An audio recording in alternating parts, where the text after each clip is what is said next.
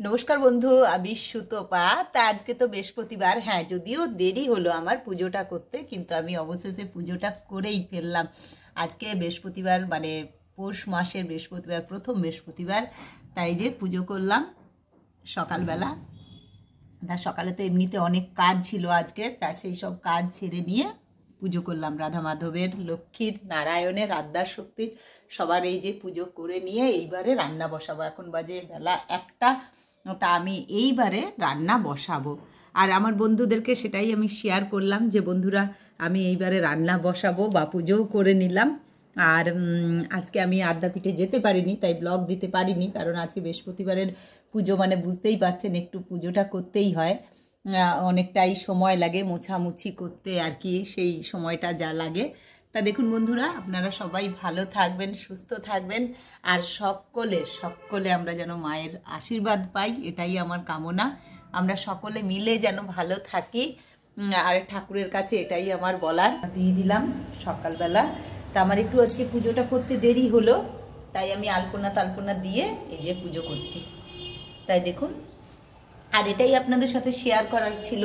আর সকালে তো আপনাদেরকে ভিডিও দিয়েছি আমি, কিন্তু আমি তখন স্নান করিনি, শুধু খাবারই দিয়েছি, আর কিছু দিইনি।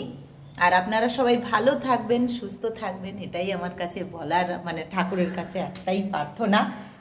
আলপনা তালপনা দিয়ে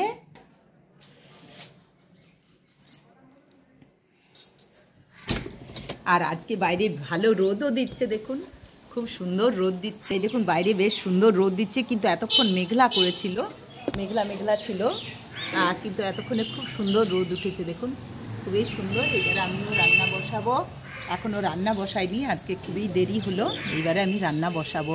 আর বন্ধুরা আমার কেমন আছেন আমাকে অবশ্যই জানাবেন, যে আপনাদের কেমন লাগছে ভিডিওগুলো।